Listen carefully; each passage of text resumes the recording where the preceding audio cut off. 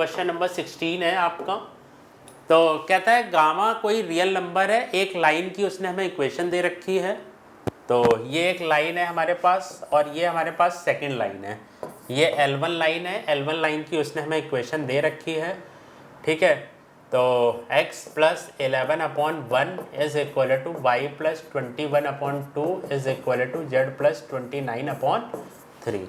ये आपका L2 line है। तो L2 लाइन में क्या आ जाएगा, x plus 16/3 y plus 11/2 is equal to Z plus 4/गामा। कह रहा है ये जो दोनों लाइन है वो एक दूसरे को इंटरसेक्ट कर रही हैं। कहाँ पर इंटरसेक्ट कर रही हैं, R1 पॉइंट पर इंटरसेक्ट कर रही हैं। और ये आपका 0 है और ये डिनोट करता है नॉर्मल वेक्टर को। 3D का क्वेश्चन है। इसके बाद हमें ये सारी बातें मैच करनी है, मतलब ये हमें ऑप्शंस दिए हुए हैं। गामा की वैल्यू फाइंड आउट करनी है, यूनिट वेक्टर निकालना है, OR1 वेक्टर फाइंड आउट करना है और ये चीज़ें हमें सॉर्ट आउट करनी है। तो देखिए क्या हम लोग करेंगे यहाँ पर। सबसे पहले हम लोग R1 पॉइंट के क्या निकालेंगे, हम लोग सबसे पहले इंटरसेक्शन पॉइंट्स निकालेंगे। तो फॉर एग्जांपल ये जो डिस्टेंस हो गई हमारी R1 हो गई, ये डिस्टेंस हमारी क्या हो गई, R2 हो गई। तो ऐसे हम लोगों ने इस पॉइंट के हमारे कोऑर्डिनेट्स क्या आ जाएंगे, L1 लाइन से R1 माइनस 11, इधर दूसरी तरफ क्या आ जाएगा 2R1 माइनस 21, थर्ड पॉइंट आपका क्या आ जाएगा 3R1 और ये माइनस 29 है, सॉरी है ना, तो माइनस का 29, 3R1 माइनस। तो एक तरफ से तो हमारे पास ये पॉइंट्स आ गए। इसी तरह से आप सेकंड वाली लाइन से निकाल दीजिए, इसको आप क्या करिए R2 का इक्वल कर दीजिए। तो ये आपका आ जाएगा 3R2 माइनस 16, इससे आपने इसका प्रोडक्ट किया। इधर आपका आ जाएगा 2R2 माइनस 11, इधर गामा R2 और -4। ये आपके पास इनके पॉइंट ऑफ इंटरसेक्शन दोनों से हम लोगों ने निकाल दिया। अब ये देखिए अगर पॉइंट ऑफ इंटरसेक्शन है तो ये दोनों जो कोऑर्डिनेट्स होंगे वो आपके क्या होंगे, इक्वल होंगे, जिससे कि आपको क्या पता लग जाएगा, R1 और R2 की वैल्यू पता लग जाएगी। तो हमें एक इक्वेशन क्या मिलेगी, R1 minus 11 is equal to 3R2 minus 16। तो यहाँ से आपको क्या मिल जाएगा, R1 minus 3R2 is equal to minus का 5। इसी तरह से सेकंड पार्ट में आपका क्या आ जाएगा, 2R1 minus 21 is equal to 2R2 minus 11। तो ये आपका आ जाएगा 2R1 minus 2R2 is equal to 21 minus 11, this is equal to 10। तो R1 minus R2 is equal to 5 आ जाएगा। ठीक है, अब हम लोग क्या करेंगे, इसको ऐड कर देंगे, माइनस प्लस और माइनस ये कैंसिल हो गया। तो माइनस का 2R2 is equal to minus का 10। तो R2 की वैल्यू आपकी कितनी आ गई, 10 आ गई R2 की वैल्यू। फिर R1 माइनस R2 की वैल्यू हमने कितनी निकाल रखी थी यहाँ पर, ये 10 था। R1 माइनस R2 की आपकी जो वैल्यू आ रही थी वो 5 आ रही थी। तो R2 की वैल्यू आपको कितनी पता है, 10। तो R1 की वैल्यू आपकी कितनी आ जाएगी, 15। तो यहाँ पर हम लोग इन दोनों इक्वेशंस को ऐड करेंगे तो क्या आ जाएगा, माइनस का 2R2 is equal to minus का 10। तो R2 की वैल्यू हमारी कितनी आ जाएगी, 5 आ जाएगी। क्लियर। अब हमें सेकंड इक्वेशन हमारे पास क्या थी, ये दे रखी थी R1 minus R2 is equal to कितना आ जाएगा यहाँ पर 5। तो R1 minus 5 is equal to 5। तो R1 की वैल्यू कितनी आ जाएगी आपकी, 10 आ जाएगी। ठीक है, तो अभी तो हमें सबसे पहले R1 और R2 की वैल्यू पता लगी है। अब हम लोग क्या करेंगे, हमें फाइंड आउट करना है गामा की वैल्यू फाइंड आउट करनी है। तो अगर हम R1 की वैल्यू यहाँ पर पुट कर देते हैं, इस जगह पर कितनी थी ये, तो 30 माइनस 29 की वैल्यू कितनी हो गई, 1। और यहाँ पे गामा R2 कितना हो गया, 5 माइनस 4 इज इक्वल टू, ये इसके बराबर हो जाएगा। तो 5 गामा की वैल्यू कितनी आ जाएगी, 5 आ जाएगी। गामा की वैल्यू कितनी आ जाएगी आपकी, 1 आ जाएगी। तो देखते हैं हम लोग अपने ऑप्शन में कि गामा की वैल्यू हमें दे रखी है 1 या नहीं। तो ये दे रखी है, देखिए। तो इसका हमारा P का हमारा कौन सा ऑप्शन होगा, थर्ड ऑप्शन होगा। तो आप देखिए P में, देखिए ये दो तो आपके बाहर हो गए, सॉरी ये तो अभी तीनों हैं, C अभी है हमारे पास, A B आपने क्या कर लिया, आपका हट गया यहाँ से। अभी आपके 3 ऑप्शंस हैं, A B, सॉरी B हट गया, A C D। तो P में 3 सब में आ रहा है। अब हम देखते हैं Q की वैल्यू। Q हमारे पास क्या है? Q ऑप्शन कह रहा है possible choice for unit vector. तो अब हमें यूनिट वेक्टर फाइंड आउट करना है, तो सबसे पहले हमें क्या करना पड़ेगा, उस लाइन की इक्वेशन लिखते हैं हम लोग। तो ये हमारे पास लाइन की इक्वेशन क्या आ जाएगी यहाँ पर। तो सबसे पहले हमारे पास लाइन की इक्वेशन आ रही है, कितनी आ रही है? x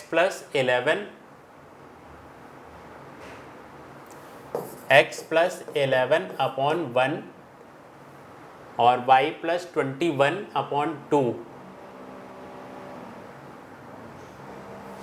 is equal to y plus 21 upon 2 is equal to y z plus 29 is equal to 3। एक तो हमारे पास ये इक्वेशन थी। दूसरा हमारा ऑप्शन है x प्लस 16 अपॉन